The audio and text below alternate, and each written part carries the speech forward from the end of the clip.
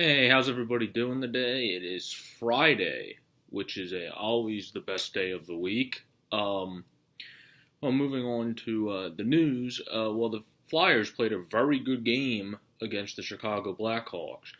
I expected they would win. I didn't expect they would pretty much take the game the whole time through, except for maybe like a 10-minute segment where were a little bit too lackadaisical and let the Blackhawks stay in their offensive zone too much, and weren't as aggressive anymore.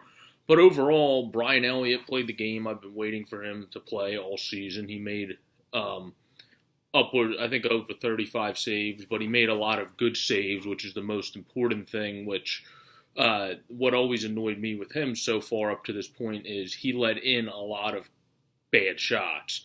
But yesterday he corrected that, and props to him. Props to the entire Flyers. G's having a great season. I expect him to finish in 70-something points or even 80 at this point with how he's going. He's living up to the expectations I think I tweeted and put on Facebook before the season, which I said he will go back to being the old G. Voracek had one bad season and is now back to his old style of being a great guy, or is like living up to his nickname, Scoracek. Doesn't have a lot of goals, but a lot of assists to help his teammate. Ghost is just pretty much a ghost. I mean, just comes out of nowhere, makes a nice pass. Has 14 assists, I think, this year. It might be 15 after yesterday. And then Coots. Coots is just great on the first line. Finally got his offense going. He just seems like he's a late bloomer and just had to be on the right line with the right guys to gel and become a great offensive player. Now, moving on to the Sixers. Whew, man, the Sixers. Went from a 5-game winning streak to losing to one of the worst teams in the NBA. But here's some solace. At least the Kings have decent young players like Buddy Yield, and have just continued to get better. Willie Cauley-Stein's going to get better and be a good center. De'Aaron Fox is one of the better point guards that came out of this draft to this date so far. But, of course, the Kings are where the Sixers were about 2-3 years ago. And we lost to them, so that's never good. But, it pissed me off. I can't discount that. I was pissed after the game. Part of it had to do with Brett Brown probably should have called a timeout at the end to set up a play, even though he said he set up a play by yelling out from the sideline. After a guy like De'Aaron Fox, who's not a great overall shooter yet, he probably will get better, I believe, as his career goes on. But right now, that's the shot you want him to make, and he beats you like that. You still have, I think there's about 10 seconds on the clock, or 12. You still have the time. I would have called a timeout, set up a play, and got organized after a surprising shot like that from a guy that's not that great at shooting from that area goes in. And the funny thing is, Markel Fultz apparently liked his shot on Twitter or whatever, but whatever. I mean, who cares? But overall, the guys that we have to rely on. I mean, Embiid had a double-double, but he didn't have a great overall game, and I think he'll be the first to admit he looked kind of sluggish, probably from maybe having 6 days off. I don't know, but not all double-doubles are equal because you can tell he struggled during the course of that game. But the powers that be typically need to do well. Roko's having a great season. Robert Covington continued to do very great yesterday. He just continues to impress further and further and cement himself as a guy that's going to get a big payday pretty soon. Simmons obviously continued to do well. Did start it off slow because of foul trouble, but then got going and just became Big Ben Simmons and was very efficient and made some important plays. J.J. Redick was very up and down. He had that run of doing great, then he just never really came back at the end of the game, which is untypical for him, so that hurt us a little bit. But overall, that's a game, like Brett Brown said, we really shouldn't have won. If you play that close to the Kings, you kind of got to expect,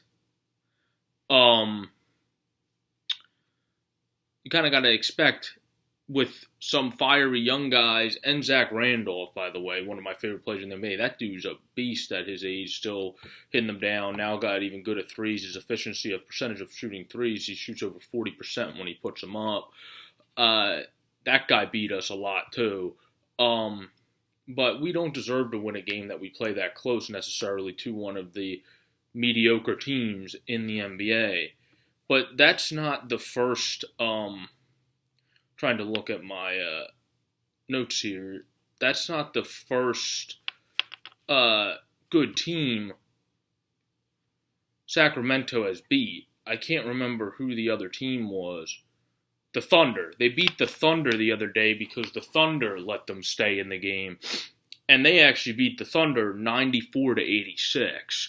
So that wasn't even close. At least, I guess, in some solace, we kept it close. But, I mean, it's still kind of pissed that we lost to the Kings. But a whole Twitter feed of us saying, oh, we should fire Brett Brown. He made a bad call about calling timeout. Yeah, right. He made a bad call about, maybe he made a bad call, depending who you ask, on making the timeout at the end, or not calling the timeout at the end to set up a play.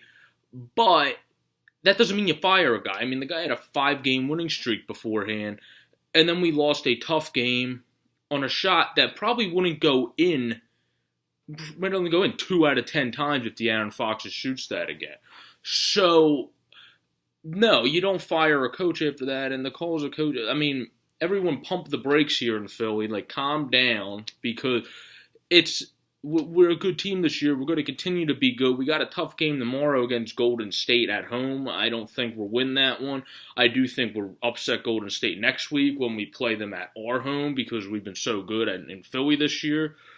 But in terms of playing them there, I don't see that happening because that's just the Golden State's one of the best teams at home and one of the better teams at home. And plus KD is expected to be back tomorrow from something I read. Whether he is or not, that could factor in a little bit. But still, it's going to be a tough game no matter what.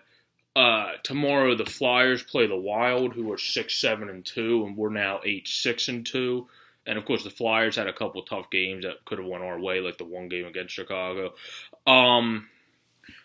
So I think we'll beat the Wild. The Wild, Zucker is their best player so far with points, and Eric Stahl. The Flyers have Jake, who has 21 points, Claude, who has 20, and then Cooch, who's right behind those guys.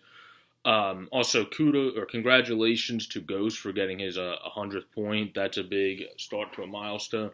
G's only about 11 goals. I think it's 11 or 12 away from his 200, so that'll happen at some point this season. Hopefully before Christmas. G will give us a Christmas gift.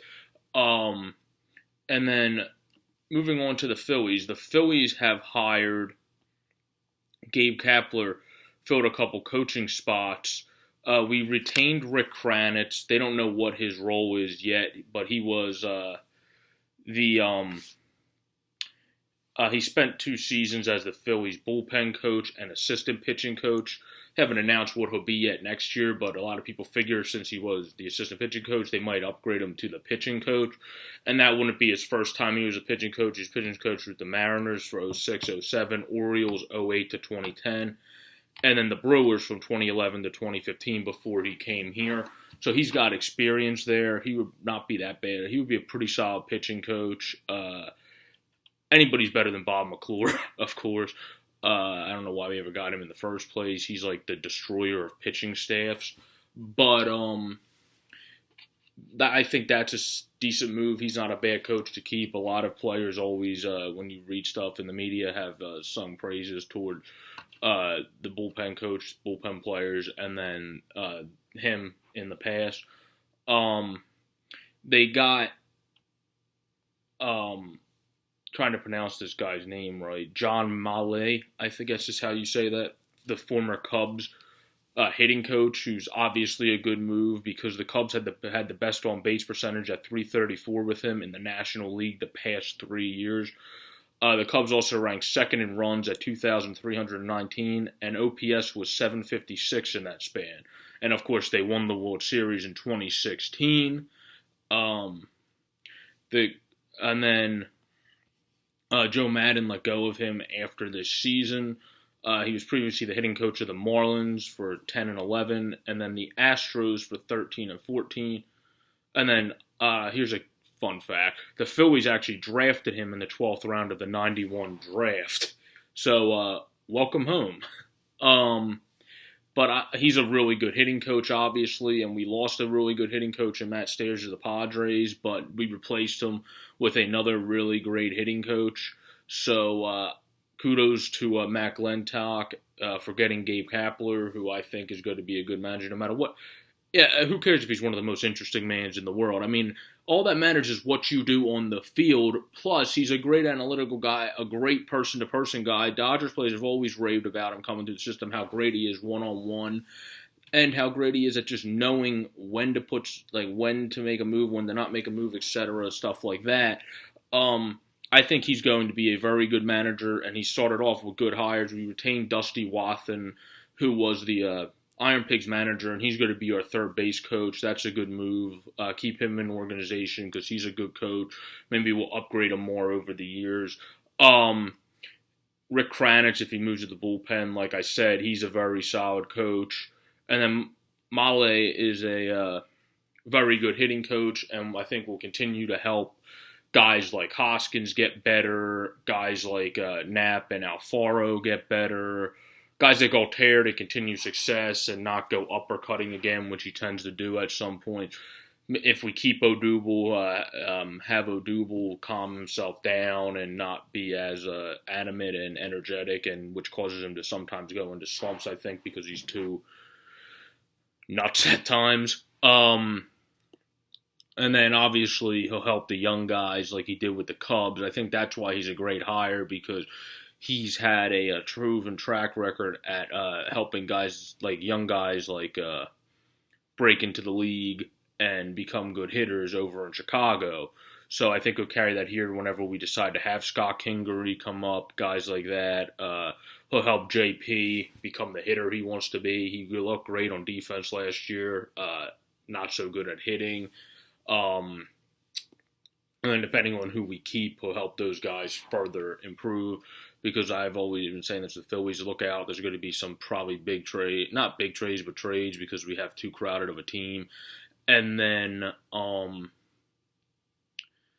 probably make some moves in free agency, but the problem with making some big moves is we have to, there's a good article about the draft picks we would have to give up, so it depends what we want to do there. We do have a pretty solid farm system, but our whole objective is to keep adding to it, so it might be counterproductive to give up draft picks this year. But we'll see, because Jake Arrieta is a beast, but there's other guys out there that are very good pitchers that won't cost as much, and very good hitters and stuff that won't cost as much as some of the big name guys, but won't make you have to give up as much in compensation. But overall, good win for the Flyers, tough loss for the Sixers, but we'll rebound, trust the process. Phillies are going to continue to keep getting better. Mark my words, depending who we add, we will be at least around 500 next year, because look at not the Astros, excuse me, look at the Twins. The Twins were one of the worst teams in baseball in 2016, then made the playoffs in 2017 because of some additions and some new coaching methods, which is exactly what the Phillies bring in. So mark my words, we will at least be 500, and we will probably be in the wild card race. Everybody have a great day. Peace out.